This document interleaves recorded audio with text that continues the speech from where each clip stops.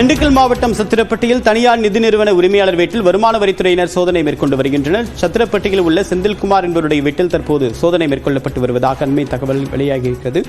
கடந்த சில நாட்களுக்கு முன்னதாக இதே திண்டுக்கல் மாவட்டத்தில் அமலாக்கத்துறை அதிகாரிகள் சோதனை மேற்கொண்ட நிலையில் தற்போது திண்டுக்கல் மாவட்டத்தில் நிதி நிறுவன உரிமையாளர் மோகன் என்பவருடைய வீட்டில் இந்த சோதனை என்பது வருமான வரித்துறை அதிகாரிகளால் மேற்கொள்ளப்பட்டு வருவது குறிப்பிடத்தக்கது.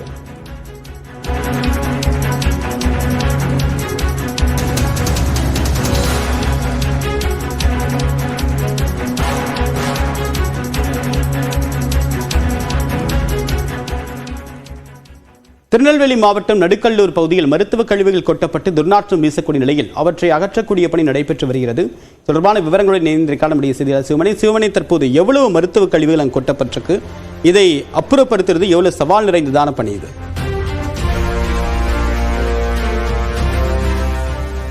திருநெல்வேலி மாவட்டம் கோடகநல்லூர் ஊராட்சி பகுதிக்கு உட்பட்ட நடுக்கல்லூர் மற்றும் பழவூர் ஊராட்சிக்கு உட்பட்ட அந்த பகுதி இரண்டும் இணையக்கூடிய பகுதி. அந்த பகுதியில் இருக்கக்கூடிய பரம்பு பகுதியில் டன் கணக்கில் மருத்துவ கழிவுகள் கொட்டப்பட்டிருக்கிறது.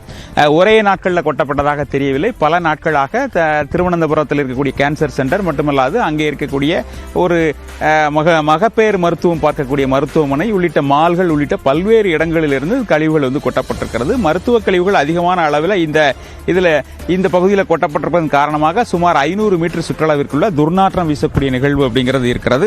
துர்நாற்றம் வீசக்கூடிய அந்த நிகழ்வு இந்த பகுதியில் இருக்கக்கூடிய அந்த மருத்துவ கழிவுகளை முழுமையாக அகற்றுவதற்கான நடவடிக்கைகள் எடுக்க வேண்டும் அப்படின்னு மாவட்ட ஆட்சியர் ஏற்கனவே ஊராட்சி நிர்வாகத்துக்கு உத்தரவிட்டிருக்கிறார். ஊராட்சியில் போதுமான அளவு பணியாளர்கள் இல்லாத நிலையில் தற்போது அந்த கழிவுகளை சுற்றி அந்த பிளீச்சிங் பவுடர் போடுவதற்கான பணிகள் நடைபெற்று வருகிறது. விரைவாக இங்கே ஜேசிபி இயந்திரம் கொண்டு வரப்பட்டு இந்த கழிவுகள் இங்கிருந்து அந்த ஊராட்சி நிர்வாகத்திற்கு சொந்தமான இடத்திற்கு கொண்டு செல்லப்பட்டு அங்கே அந்த மருத்துவ கழிவுகள் தனியாகவும் மற்ற கழிவுகளை தனியாக பிரிப்பதற்கான நடவடிக்கைகள் எடுக்க இருப்பதாக தகவல்கள் வெளியாகி இருக்கிறது. இன்னும் சற்று நேரத்தில் கூடுதல் பணியாளரை கொண்டு இந்த கோடகநல்லூர் ஊராட்சியை பொறுத்தவரைக்கும் 10க்கும் குறைவான பணியாளர்களே தூய்மை பணியாளர்களாக இருக்கக்கூடிய நிலையில் கூடுதலான பணியாளர்கள் அருகிலுள்ள மற்ற ஊராட்சிகளில் இருந்தும் வரவழைத்து அவர்கள் மூலமாக கூடுதலாக உடனடியாக இந்த மருத்துவ கழிவுகளை அப்புறப்படுத்துவதற்கான நடவடிக்கைகளை துவங்க இருப்பதாக தகவல் வெளியாகி இருக்கிறது. தற்போது வரைக்கும் பார்த்தோம் அப்படின்னா 2 பணியாளர்கள் மட்டுமே இந்த பகுதிக்கு வந்திருக்கிறார்கள். அவர்கள் இந்த பகுதியில் இருக்கக்கூடிய அந்த நீர்நிலைகளாக இருக்கட்டும், அதோடு மட்டுமல்லாக அந்த கழிவுகளாக இருக்கட்டும், அவைகளில்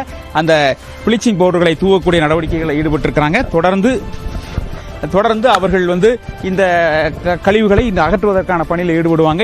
ஏற்கனவே இந்த கழிவுகளை மனிதர்களை கொண்டு அகற்றினால் அதற்கு போராட்டம் நடத்தப்படும் திருநெல்வேலி மாநகராட்சியில் இருக்கக்கூடிய தூய்மை பணியாளர் சங்கத்தினர் அறிவிச்சிருக்காங்க.